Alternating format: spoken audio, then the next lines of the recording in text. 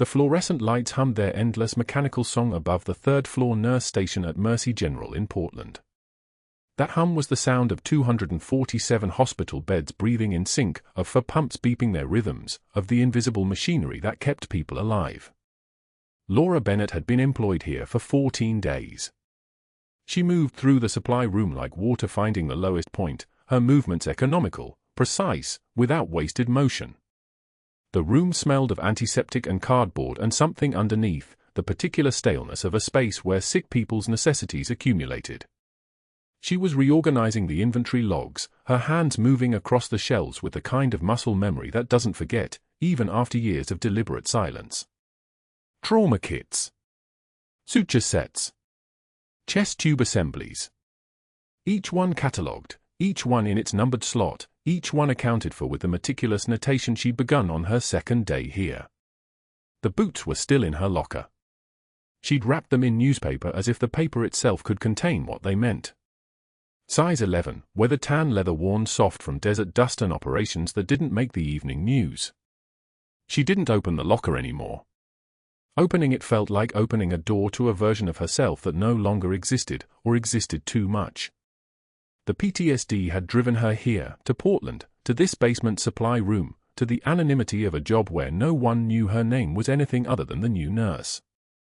2 weeks in, and she'd spoken perhaps 847 words total. Most of them were apologies. Her pen moved across the inventory sheet. The logs were chaos before she arrived, scattered notations, missing dates, discrepancies that spanned back 3 years. She was fixing it because fixing things was what she did. It was what she'd always done. In Helmand Province, she'd fixed people. Hemorrhagic shock. Tension pneumothorax. Traumatic amputation. She'd moved through those situations the same way she moved through this supply room, quiet, fast, certain. The kind of certain that came from having already survived the worst thing that could happen to you, multiple times over. She had served as a senior chief petty officer in the Coast Guard for 23 years and 4 months before she couldn't anymore. Before the nightmares became so specific that she could identify each face, each location, each failure. She'd done 3 tours in Helmand Province. She'd earned commendations that she kept in a showbox buried in a storage unit. She'd saved lives. She'd lost lives. She'd come home and told her family nothing, and they'd learned not to ask. The anxiety medication made her hand steady most days. That was the trade, the steadiness, the numbness, the ability to exist in spaces without drowning.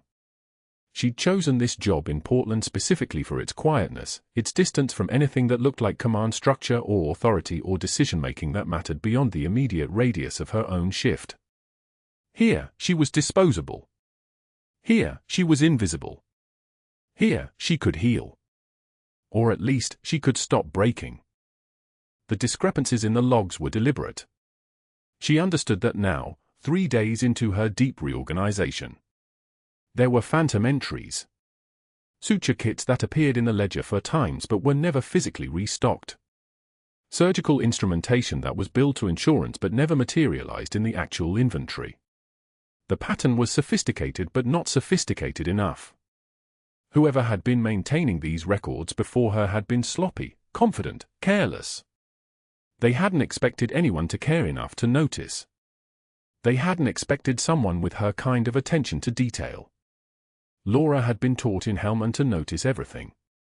To see the trigger hand before it moved, to identify blood loss by the sound of breathing, to understand that inattention killed. The habit had followed her home in the form of hypervigilance. Her therapist called it a symptom. Laura called it survival. Either way, she was seeing the gaps in Mercy General supply accounting with the same clarity she'd once identified IED placements along Route Malibu. The door to the supply room opened without knocking. Dr. Harold Hargrove entered as if the room had been waiting for his presence. He was the kind of man who moved through institutions like he owned them, tall, tailored, with the kind of confidence that comes from never having been told no by anyone who mattered. His eyes moved across the room and landed on the scattered files spread across the metal desk. Laura's incomplete credentialing paperwork was there, along with her employment references, along with the vague geographic notations that told him almost nothing. Hargrove was 54 years old. He'd been at Mercy General for 17 years. He controlled 3 operating rooms and the supply contracts that fed them. His suits cost more than Laura's monthly rent. He was, by every institutional measure, untouchable. But he was also terrified of being noticed, though he didn't know it yet. He picked up her credential file between 2 fingers, holding it as if it might contaminate him. 2 weeks, he said. Not a question. His voice had the quality of a tank idling in a garage, deep, mechanical, designed to make things move. Still haven't completed your licensing verification. Laura straightened from the shelf she'd been organizing. She kept her posture deferential, her eyes down. My apologies, Dr. Hargrove. The references are outdated. I'm working on acquiring updated. Your last employer was a military facility in Afghanistan. He read directly from the paperwork, testing. Watching for a reaction. 2011 to 2014. No contact information. No forwarding address. Very mysterious. I prefer to keep that period private, sir. He smiled. It was the smile of a man who had just confirmed something he suspected. I'm sure you do. The thing about this hospital, Miss Bennett, is that we need complete documentation. Complete trust. We can't have gaps. Can't have people who don't have anything to hide hiding it anyway. Raises questions. The fluorescent lights continued their hum. Laura's hands were completely still now. She had learned in Hellman not to show tension in her hands, because your hands were the first thing people looked at when they were deciding whether to trust you. They told your story before your mouth did. Hargrove set the file down and moved to the shelves, running his fingers across the inventory log she'd been meticulously organizing. His expression shifted. Something flickered behind his eyes, recognition, fear, calculation. He was seeing what she'd already seen. The phantom entries. The discrepancies. The trail of billing that didn't match physical reality. He was understanding, in real time, that her presence in this supply room was suddenly very dangerous to him. She had no idea what he'd done yet. She understood only that she'd organized something that was supposed to remain chaos. This work, he said slowly, his fingers still touching the pages. Very thorough. Very complete. You have a background in inventory management. No, sir. I noticed the system wasn't complete. I'm fixing it. The word fixing hung between them like an instrument on a surgical tray. Hargrove's jaw tightened almost imperceptibly. Most people wouldn't have caught it. Laura caught everything. She'd been trained to catch everything. She understood that this man had just recognized that she was a problem, and that problems could be solved if you moved fast enough. It wasn't a request. It was a calculation. It was a decision already being made behind his eyes. He set the file down with deliberate care. I appreciate initiative, Miss Bennett. But in this hospital, we have procedures. Protocols. We don't reorganize things without authorization from senior staff. That's overstepping. I apologize, Dr. Hargrove. I can restore the logs to their original state. No. No, leave it. It's fine. Just remember, authorization. Always authorization.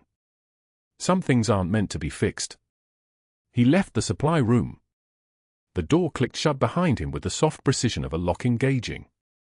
Laura stood in the fluorescent hum of Mercy General's supply room, surrounded by 847 items she'd carefully catalogued, with a pair of worn combat boots wrapped in newspaper in her locker upstairs, and understood with absolute clarity that her presence here had triggered something. She didn't yet understand that Dr. Hargrove was already picking up his phone, already calling people who owed him favors, already beginning the process that would decide whether she stayed or whether she became invisible in an entirely different way. The hum of the lights continued its mechanical song. Laura returned to her logs, her pen moving with steady precision, unaware that the next 72 hours would rewrite everything. The supply room door closed behind her with a soft click. Laura didn't look up from the inventory log she was organizing.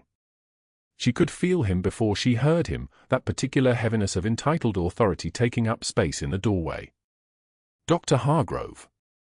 His fingers drummed against a manila folder like he was keeping time to music only he could hear. Bennett.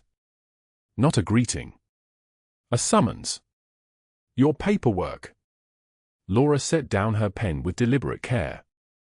When she turned, his eyes were already rifling through the pages in his hands, his reading glasses sliding down the bridge of his nose.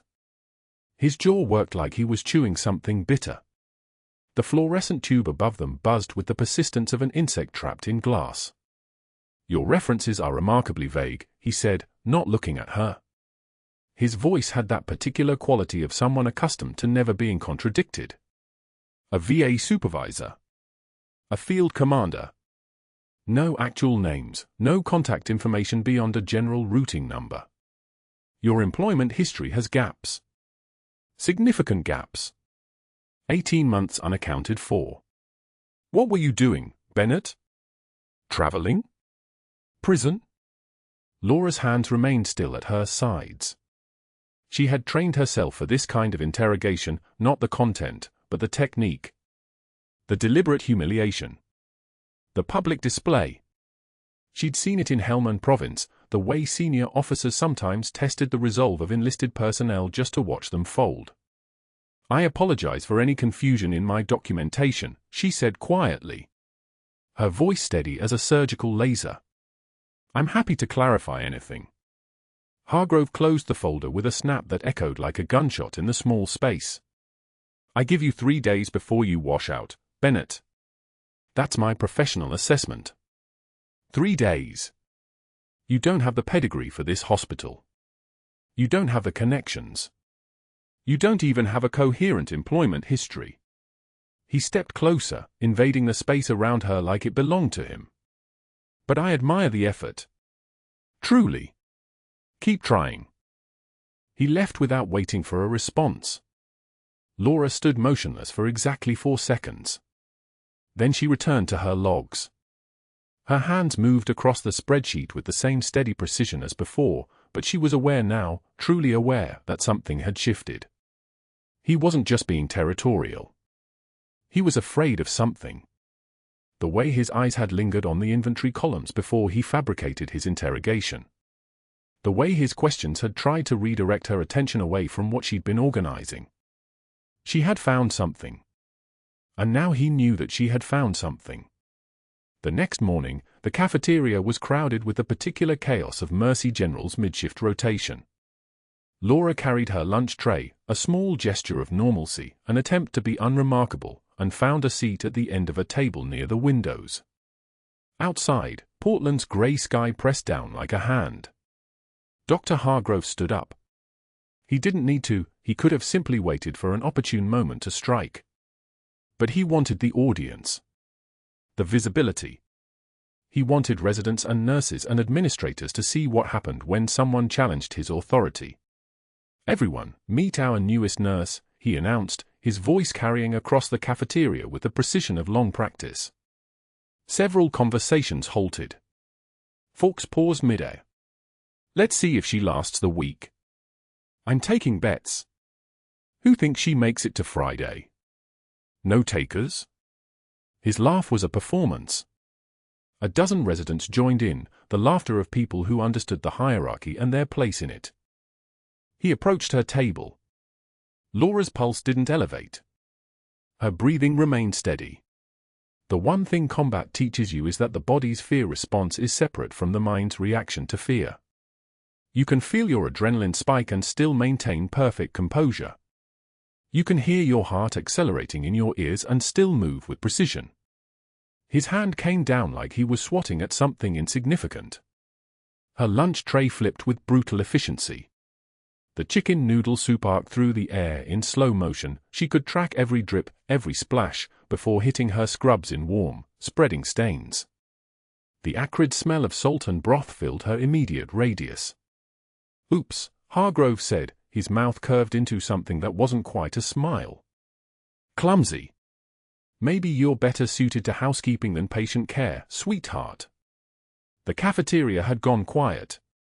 Not silent yet, the preparation for silence, the held breath before a plunge underwater. Laura knelt to clean it. Her hands gathered the broken ceramic pieces, the scattered noodles, the soaked napkins. She had knelt in worse conditions in worse places for worse reasons. A patient chart landed near her knees with enough force to scatter across the tiles. Pick that up, sweetheart, Hargrove repeated, his voice different now, colder, more measured, like he was speaking to someone who couldn't quite understand English. Maybe you'll be happier pushing a mop. One measured breath. Laura's right eye stung with the precise pressure of a single tear forming. She could feel it building, that betrayal of composure that emotion sometimes forced on you. But she had spent 2 decades learning to separate the physical from the emotional. The tear could fall. The voice could remain steady. She looked up at him, her gaze meeting his with the kind of direct eye contact that made most people uncomfortable. The tear rolled down her cheek, just one, a single failure of discipline that she permitted herself because it wouldn't break her and because it made her appear more sympathetic to the watchers. I've cleaned up worse messes from better men, she said. The words weren't loud. They weren't dramatic.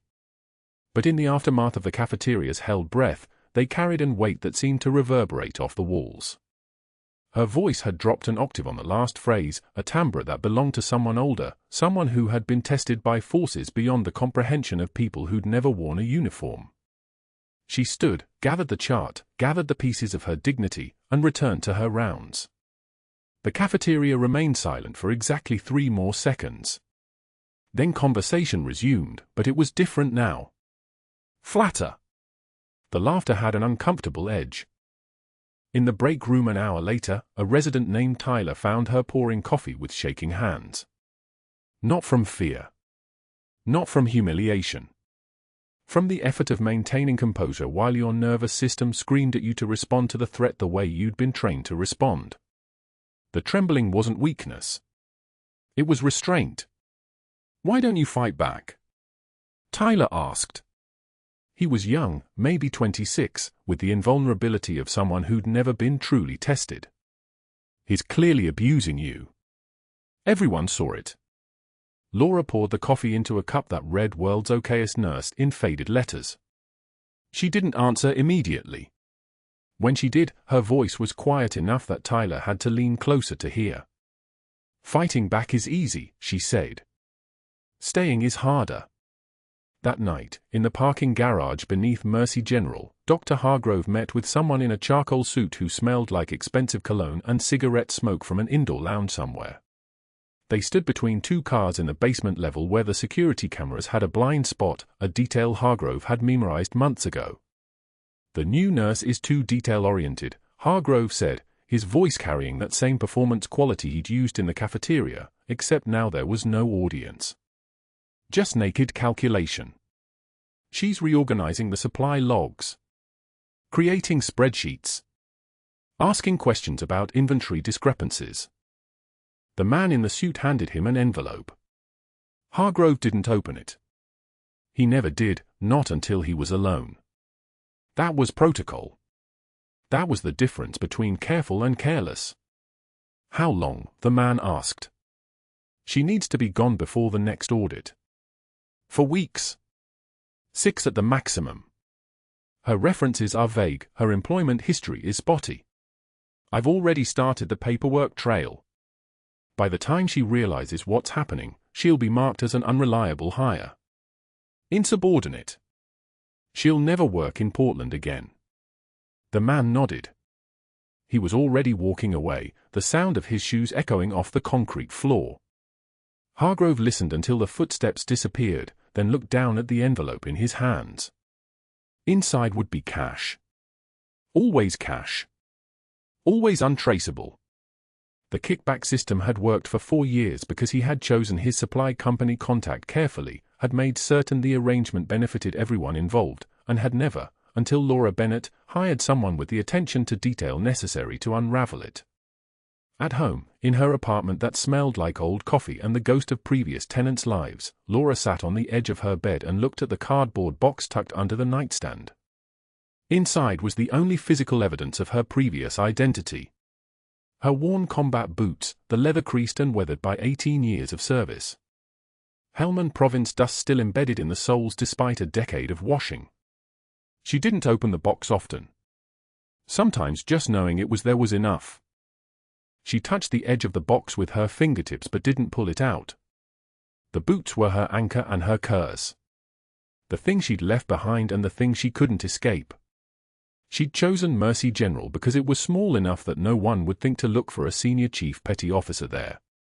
She'd chosen Portland because it was far from any military installation, any Veterans Affairs facility, any place that might connect her previous self to her current one. She'd wanted anonymity. She'd wanted to heal quietly, to help people without being recognized or honored or asked about the things she'd done that had earned her medals and scars and nightmares. But the universe, it seemed, had other plans. And Dr. Hargrove, who had no idea who he was actually threatening, had just started a countdown that would end one way or another in exactly 3 days. The waiting room at Mercy General was chaos disguised as order. Chairs filled with flu cases and sprained ankles, fluorescent lights casting everything in that particular hospital white that makes healthy people look half dead. Laura was in supply, counting bandage boxes on the 3rd floor, when the screaming started below. Not screaming. Worse. The sound of a man trying to breathe through a closing throat. She heard it through the floor. A wet, panic gasp that her body recognized before her mind could process it. The sound of lungs searching for air that wasn't coming. She was moving before the overhead speaker crackled. She didn't wait for a code. She didn't wait for instruction. Her feet carried her to the stairwell, down 3 flights, across the emergency department threshold in 40 seconds flat. The ER waiting room was a sprawl of bodies and confusion. A man lay on the cold tile near the intake desk. His chest rose once on the left side. Nothing on the right. His neck veins stood out like cables ready to snap. His lips were already blue. Dr. Patel stood 3 feet away, tablet in hand, voice climbing an octave. Get imaging down here. We need a portable chest X-ray. Move him to radiology, get him on a monitor. Laura saw it all in one glance, the way she'd seen 100 collapsed soldiers in Helmand Province, the way her hands had learned to read bodies the way most people read faces. Asymmetric chest rise. Tracheal deviation. Neck vein distension. Tension pneumothorax. The collapsed lung was compressing everything on the right side, his heart, his great vessels, his ability to live the next 60 seconds. Imaging wouldn't save him. Moving him wouldn't save him. Time wouldn't save him. Only one thing would. She crossed the waiting room in 4 strides. Gloved, already reaching for the crash cart. He'll be dead in 2 minutes. It's a tension pneumothorax. He needs needle decompression now. Dr. Patel turned, irritation flashing across his face like he'd been interrupted mid-sentence. That's not your call, nurse. We need imaging to confirm. Laura was already prepping the angiocath. Hand steady as surgical lasers. 14-gauge needle. She could feel 30 years of muscle memory waking up in her shoulders, her wrists, her fingers. Hands that had held soldiers together in the Sanjin Valley. Hands that had nothing left to prove to anyone in this building. He'll be dead before you get him downstairs. The second intercostal space. Midclavicular line. She knew the anatomy like it was written on her skin because it was carved into her nervous system in a field hospital in Helmand, where the man on the table in front of her had been conscious enough to cry her name while she worked. She felt the resistance as the needle entered his ribs. Felt the give as it pierced the parietal pleura. The hiss came next, a sound like pressure escaping from a tire at 3,000 psi, air that had been killing him now rushing out into the atmosphere. 90 seconds. That's how long it took. From the moment she moved to the moment Commander Jackson Rhodes gasped his first clear breath. 90 seconds of muscle memory and battlefield instinct, and the kind of calm that comes from having already survived the worst things a human body can survive. His eyes flew open. Clarity returned like someone had switched on the lights in a darkened room.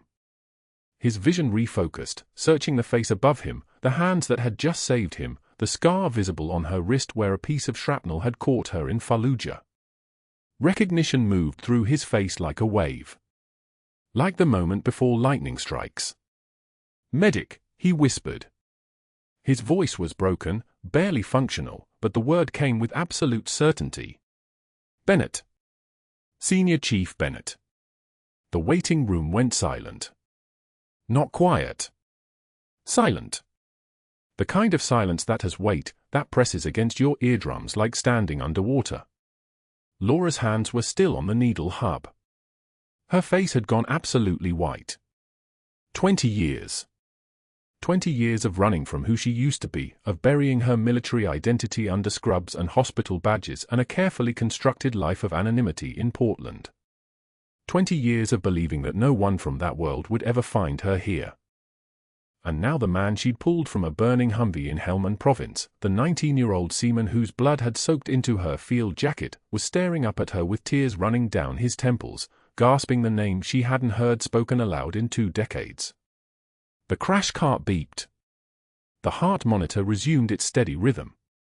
Vitals climbing. Oxygen saturation rising. The medical emergency was resolved. The human emergency was just beginning. Dr. Hargrove stood in the doorway. He had been there the whole time, Laura realized. Watching. Recording on his phone. Waiting for his moment. He stepped forward now with the kind of smile that predators wear when they've spotted wounded prey. "You just performed an unauthorized invasive procedure," he said. His voice was smooth as silk, soft as a knife sliding between ribs. "A needle decompression without physician authorization.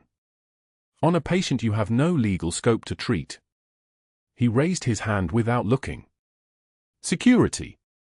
Please escort Nurse Bennett to HR immediately." 2 security officers appeared, already moving. Their presence changed the air in the room the way a shark's arrival changes the ocean. Laura looked down at Commander Rhodes, at the man whose life now depended on someone else's hands, at the recognition in his eyes that meant everything had just changed for both of them. She didn't resist. She didn't argue. She pulled off her gloves with the same precise movement she'd used to place the needle, dropped them in the biohazard bin, and stood up. "I'll need my belongings from my locker," she said to no one in particular. Her voice was level. Measured. Not a tremor. Not a trace of the panic that was building behind her ribs like another collapsed lung. "Now," said the first security officer, his hand hovering near her elbow without quite touching her. As they walked her toward the exit, Rhodes's voice followed them, strengthening with every word as oxygen returned to his brain. "You didn't tell us," he said. "All these years, you didn't tell us where you went." Laura didn't turn around. She didn't allow herself to look back at the face of the man she'd saved twice now, once in a desert 19 years ago, once in a waiting room with a 14-gauge needle. She kept walking forward, past the intake desk, past the white walls and the fluorescent lights, past Dr. Patel who was staring at her with something like respect and something like horror. Dr. Hargrove stood in her path, blocking the hallway with his body and his smile. "You should have quit when I told you to," he said quietly. Just loud enough for her to hear. "This is what you get for not listening." Laura stopped. Met his eyes. The composure that had carried her through Helmand, through the last 3 weeks of public humiliation, through every moment of carefully controlled restraint, settled over her like armor. "I performed an emergency procedure that saved a man's life," she said. Each word a separate sentence. Each word carrying the weight of something that Hargrove had no framework to understand. "That's not my career ending. That's the beginning of something you can't stop." She moved past him before he could respond. The security officers flanked her. The exit doors opened automatically, releasing her into the afternoon, into the next phase of her life, into a future that neither she nor Dr. Hargrove could have predicted. Behind her, in the ER waiting room, Commander Jackson Rhodes was already reaching for his phone with a hand that trembled not from his collapsed lung but from the weight of a name he'd thought lost forever. The phone rang in Washington before the security escort reached the parking lot. Dr. Hargrove's hands moved with surgical precision, but not on a patient. Within 30 minutes of watching Laura walk out of that ER bay, he was in his office with the door locked, making calls. Board Chairman Mitchell answered on the second ring. "I need them now," Hargrove said, his voice steady as a scalpel. "There's a credentialing issue with the new nurse. Serious liability exposure. I'm initiating immediate review." Mitchell didn't ask questions. He never did. Hargrove had covered his board members' children's private school tuition for 3 years running, a tax write-off disguised as philanthropy, a favor woven so deep into obligation that no one questioned the favor collector. The next call went to Administrator Brooks. "We have a problem," Hargrove said. "Protocol violation. I'm sending documentation."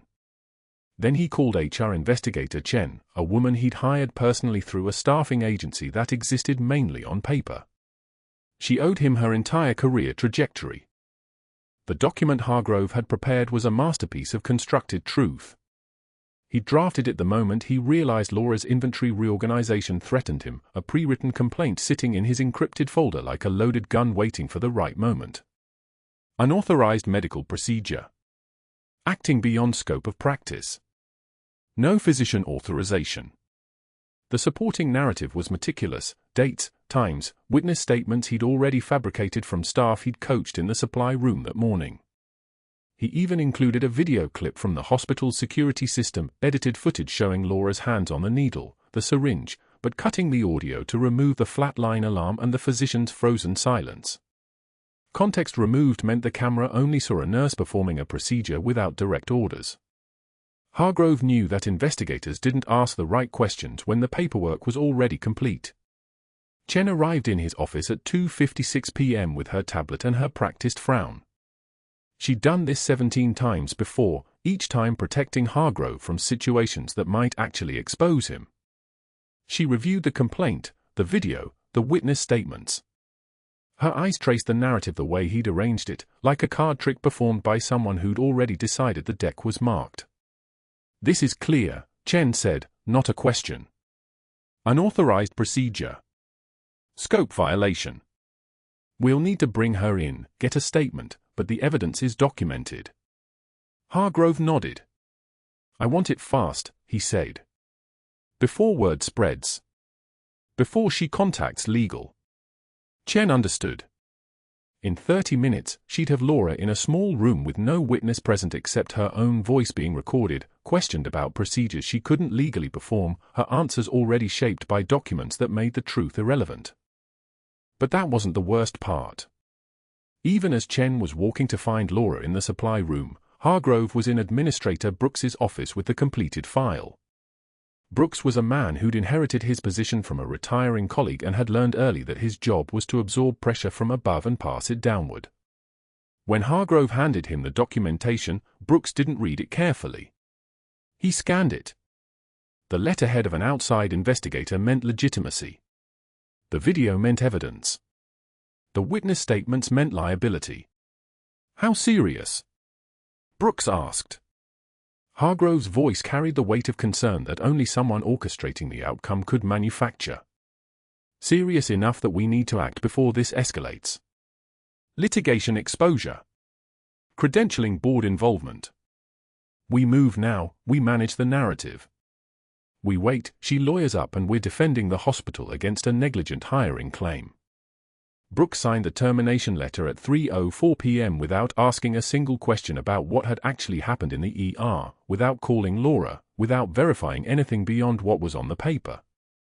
By 3:15 p.m., security had already been dispatched. They found Laura organizing medications in the supply closet, still moving with the calm precision of someone who'd just saved a life, who'd performed the kind of procedure that took years to master and 3 seconds to execute. She heard their boots before she heard their names. 2 officers, one of them someone she'd seen in the hallway but never spoken to, and they had the particular silence of people delivering news they didn't want to deliver. "Laura Bennett," the first officer said. She turned, already knowing from their faces what came next. "You need to come with us." The words that followed were institutional and final. "You're being terminated effective immediately. There's been a credentialing complaint filed regarding an unauthorized medical procedure performed without physician authorization. You're not permitted to return to patient care areas." One of them held out an envelope. Termination letter. Not signed by anyone she knew. Not discussing anything she'd done or why. Laura didn't argue. Arguing would mean sounding desperate, and she'd learned long ago that desperation in front of authority meant visibility, and visibility meant being hunted. She'd come to Mercy General to disappear, and she was being erased far more efficiently than she could have imagined. "Let me get my things," she said, and her voice came out in a register she barely recognized, the voice of someone with nothing left to protect. They escorted her through corridors that had felt hostile before but now felt like walls of witness. Nurses glanced away. Residents who'd nodded to her that morning suddenly found their charts fascinating. The hospital had a way of making the fired invisible instantly, as if liability could be transferred through proximity. When they reached her locker, Laura moved like someone operating a machine. The cracked mug from her first shift, a gift from a night shift RN who'd quit 3 days later. A dying succulent she'd been trying to revive for 2 weeks. Her cardigan folded in the corner. And the boots. The combat boots sat on the bottom shelf wrapped in newspaper she'd used to absorb mud from a supply run for days ago. She picked them up and held them for exactly 3 seconds. They'd carried her through Helmand Province. Through firefights and dust storms and the screams of people she couldn't save. They'd walked her into Mercy General on the day she decided to try being someone else. Now they were going to carry her back out. She unwrapped them carefully and placed them in the cardboard box the security officers had provided. The mug went in next. The succulent, soil still clinging to her hands. Then she reached into her locker's back corner and pulled out a photograph she kept hidden beneath the first aid supplies, her fire team in Kandahar, 2003. 5 of them, standing in front of a Humvee painted with their call signs, sun-scorched and young enough to believe they'd all make it home. 3 of their names were carved into memorials she couldn't bear to visit. She tucked the photograph inside one of the boots, nested against the leather sole where no one would see it unless they were looking for ghosts. The security officers didn't speak as they escorted her out. The parking lot was exactly where she'd left it that morning, indifferent to her collapse and resurrection and now this second catastrophic ending. Laura stood at a bus stop across the street from Mercy General, the cardboard box held against her chest like a child she was trying to protect, rain beginning to fall. Not the kind of rain that starts and builds. This was the kind that arrived all at once, as if the sky had simply broken open the moment she needed it to. Within 30 seconds, she was soaked. Water streamed down her face and she couldn't tell anymore what was rain and what was something else, tears mixed with the storm, her hands shaking as they gripped the wet cardboard. A car splashed past and the box tilted. The succulent toppled out, landing on the wet pavement, roots exposed and fragile. She knelt to pick it up, her knees hitting the curb, and her hands were shaking now, actually shaking, the kind of trembling that came from losing the last foothold, from understanding that there was no ground left to fall from because she was already at the bottom. Inside her pocket, her phone buzzed. A text from an unknown number. "This is Commander Rhodes. We need to talk about what happened in that ER. I know exactly who you are. And I know what's coming." She stared at the message for 40 seconds. The rain fell harder. Around her, Portland moved forward with the indifference of cities, people hurrying past the woman kneeling at a bus stop clutching a dying plant and a cardboard box containing everything she had left. Laura thought about the last time she'd believed in second chances. Thought about the barracks in Helmand, the way Hope had felt before it became a liability. She'd run once, trading a uniform for scrubs, trading war for mercy. She'd tried to disappear into the quiet work of healing people who didn't know her name. And for 23 days, she'd almost believed she could become someone new. Now she was nobody again. A fired nurse with a fake history and a box of possessions that proved nothing about who she actually was. The rain mixed with her tears and she wondered, kneeling there on the curb, hands shaking, the weight of every choice pressing down like shrapnel embedded so deep that surgery couldn't reach it, if she would ever stop running. If there was anywhere left to run to. If the person she'd tried so hard to kill would just keep rising up, commandeering her carefully constructed quiet, dragging her back into a life she'd surrendered. Inside Mercy General, 3 floors above the ER, Commander Jackson Rhodes stood at a window with his chest freshly bandaged and stable vital signs, watching the empty parking lot where Laura had been escorted out. The rain hammered the glass. His breathing tube was gone, but the rage was fresh, surgical in its precision. He'd spent 20 years trying to locate the woman who'd pulled him from that burning Humvee in Helmand. He'd hired investigators. Called in favors. She'd vanished like smoke. And then she'd walked into his life again, performing a procedure with the hands of someone who'd saved lives in places where death was measured in microseconds. He picked up his phone and made a call that would move through channels, that would reach people who still remembered his name, that would activate systems built for exactly this kind of situation. "I need you to find her," he said quietly. "Her name is Senior Chief Petty Officer Laura Bennett. I don't care what it takes. Get me everything. And get me fast. 3 days. That's all it took for the world to find her."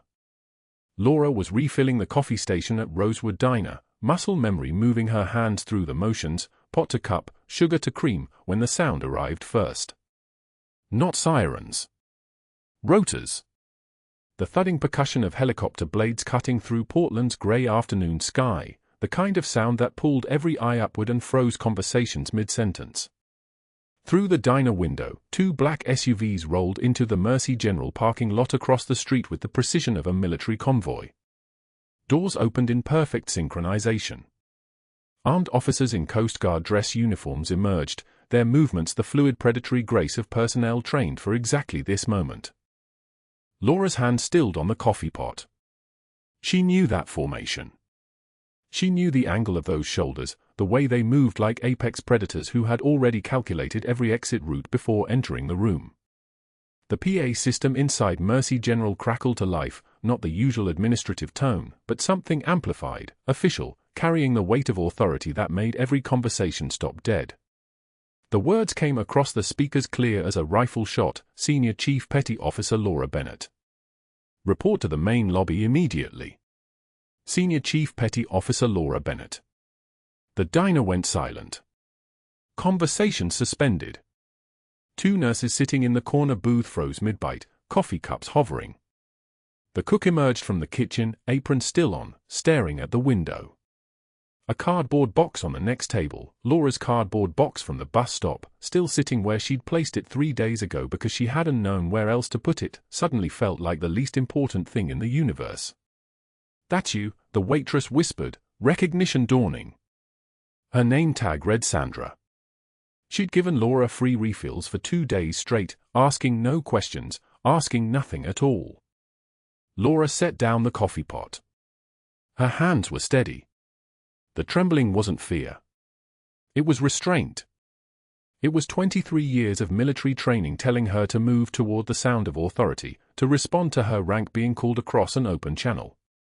But something else was happening too, something in her chest that felt like a door opening, a door she'd sealed shut when she'd traded her uniform for scrubs. She didn't run. Senior Chief Petty Officers didn't run. She walked across the street. The rain that had been threatening all morning began to fall, not a downpour, but a steady Pacific Northwest persistence, the kind that soaked everything gradually until you couldn't remember what it felt like to be dry. Her cardboard box, her cracked mug, her dying succulent, her photo of the lost squadron still tucked in combat boots, she left it all at the diner. Sandra would keep it safe. Laura knew this without being told. The automatic doors to Mercy General slid open with a hiss of air.